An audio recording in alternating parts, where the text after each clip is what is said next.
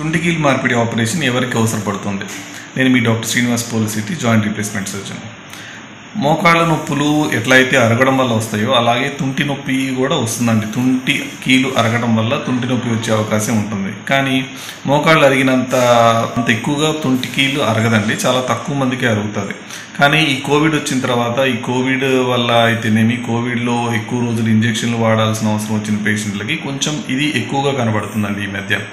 అయితే తుంటికీలు నొప్పి మొదటి దశల్లో ఉన్నవాళ్ళు, అంటే అరుగుదల, తుంటికీలు అరుగుదల మొదటి దశలో ఉన్నవాళ్ళు జాగ్రత్తగా మందులు వాడుకొని కొంచెం బరువు తగ్గితే చాలామంది ఆపరేషన్ స్టేజ్ తప్పించుకునే అవకాశం ఉంటుందండి. ఇంకా పూర్తిగా అరిగిపోయి తుంటి నొప్పి బాగా ఎక్కువైపోయిన వాళ్ళకి మాత్రం ఆపరేషన్ అవసరపడే అవకాశం ఉంటుంది.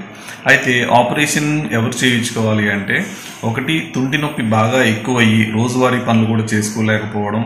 2, తుంటికి నొప్పి బాగా ఎక్కువయ్యి సరిగా నిద్ర కూడా పట్టకపోవడం.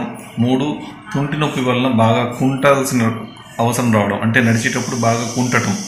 అలాంటి పరిస్థితి ఏమైనా ఉంటే ఈ 3 లక్షణాలలో ఏదైనా ఒకటి ఉన్నా, 3 ఉన్నా ఆపరేషన్ చేయించుకోవడం చాలా మంచిదండి. ఎందుకంటే ఈ ఆపరేషన్ సక్సెస్ రేట్ కూడా మోకాలు మార్పిడి ఆపరేషన్ లాగానే 99% సక్సెస్ రేట్ ఉన్న సర్జరీ.